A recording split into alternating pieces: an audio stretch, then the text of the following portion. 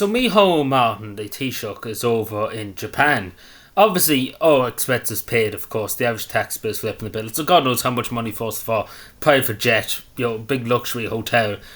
We could be looking at €1 million or so to the Irish Exchequer in terms of us having to pay for him to go over along with his staff. But yeah, the Japanese government and the Prime Minister particularly raised this up. And again, Japan is a long way distance away from here. But a lot of countries have said it. And again, I've been saying it even before the Ukraine war ever happened about the undersea cables, and not even that in terms of policing that ocean. It's a lot of ocean we have around Ireland, obviously being an island. The same as Japan, but Japan's has a bit more around it, I suppose, than Ireland. We only have the UK, and then it's completely open ocean on this side. It's the UK this side, and then it's just the Atlantic. It's just endless ocean for long hundreds of kilometres. And obviously it's very important to have a big functioning navy as an island, particularly again as the majority of undersea cables. Again, these are for the internet, for banking systems, for every aspect of life nowadays. The majority of cables coming to Europe from the North America, from the United States, Canada, even Mexico, come from the United States through Ireland to go to England, to Western Europe, to the west of Europe, France, Germany. And obviously, as you know, half of the Irish Navy is sitting in port because they haven't got any people to put on the ships. They have loads of ships, but they have nobody to man the ships because they won't pay the people to do it. And this man here, Micheál Martin, doesn't believe in the backwards looking idea of sovereignty.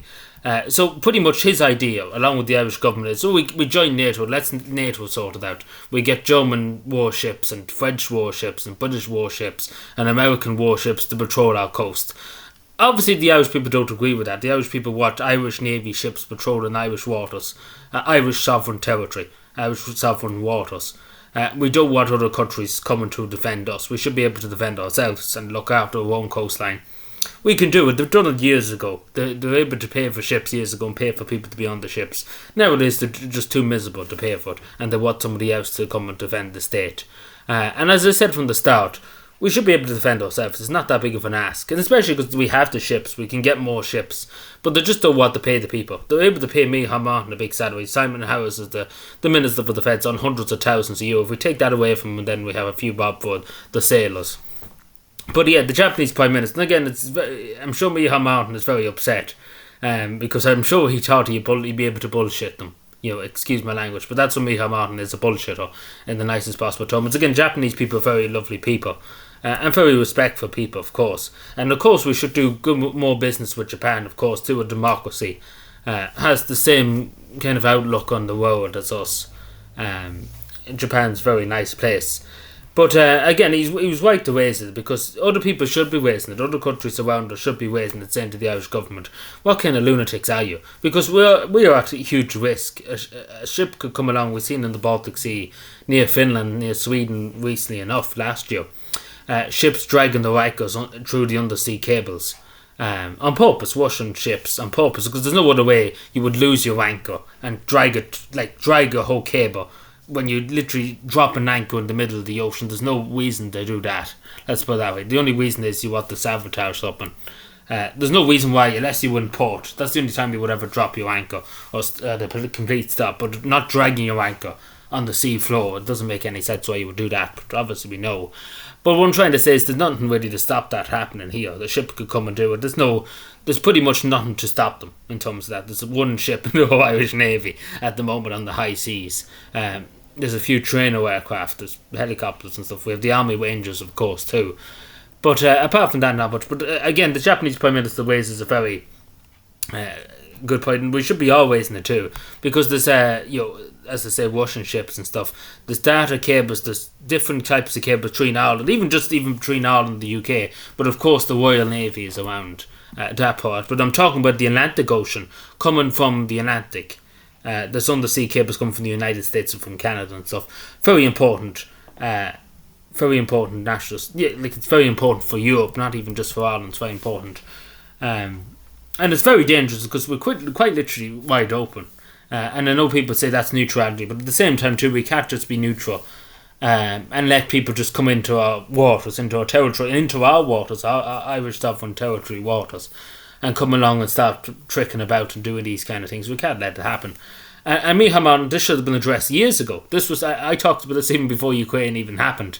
that we didn't have any ships. Again, the idea was that Ireland would join NATO eventually, and they look after us, pretty much. We don't want to back us looking at your sovereignty. This is what this man thinks. I wonder what the Japanese Prime Minister would think if we said about Micheál Martin doesn't believe in the backwards looking at your sovereignty. And not to mention other stuff. We could wipe the book on what Micheál Martin has been saying recently. But I don't think the Japanese Prime Minister would be too convinced about Micheál Martin. But just going back to even the conference I was at in January, I know we keep plugging this, but whatever you think about this woman, being the Tony Blair Institute, you have to admit she is white in what she's saying, especially because I heard her say this with my own 2 ears. It is worrying that we need to do everything to protect ourselves. And again, it's not, if this was Micheál Martin or NATO would do, the United States, the United Kingdom would look after us and defend us. But she was like, no, we should be able to defend ourselves and protect ourselves. And she's dead right, to be told in Santa Marin. Like, nobody can lie to her, but nobody can say a word against that statement, because she is white. Whatever way you look at it, the Irish state, we should be able to defend ourselves. We are a sovereign nation, a free nation, supposedly a free nation. But we had a huge, we have a long military tradition, I suppose, in the state too. But we can do it. We can do it. It's not impossible. It's just if you have a will to do it. There's no will and there's no really care to do it because they want somebody else to do it for us, and that's not the case. That shouldn't be the answer. But she is white, because at the moment in time we're just kind of hoping that nothing ever happens. That's pretty much nothing to really back it up after that. But she is 100% right. Like, we have to learn how to protect ourselves, defend ourselves. Because all in this in the delusion that everybody else will come and help us if we're in trouble. But she is right, whatever way you look at it. Like, she's 100% right in that. And I keep mentioning it because she's totally right. Imagine the former Finnish Prime Minister cares more about Ireland than the current Taoiseach that doesn't believe in the backward looking idea of sovereignty. And then obviously the Japanese Prime Minister cares more about Ireland than Micheál Martin. Like, it's embarrassment for Micheál Martin too, because I'm sure he thought, oh great, I can talk loads of rubbish and nobody questioned me on anything. So in fairness, he got questioned on something and he kind of very embarrassed with it. But rightly so. He should be asked more tougher questions too about the hate speech bill and stuff. It'd be a pity. It's a pity that they didn't probably know about it, the Japanese government, and they'd be like, why are you trying to shut your own people up, Micheál? It'd be great to see the look on Micheál's face, because you can see here he's not a bit too happy. But anyway, let me know what you take. Subscribe and bye.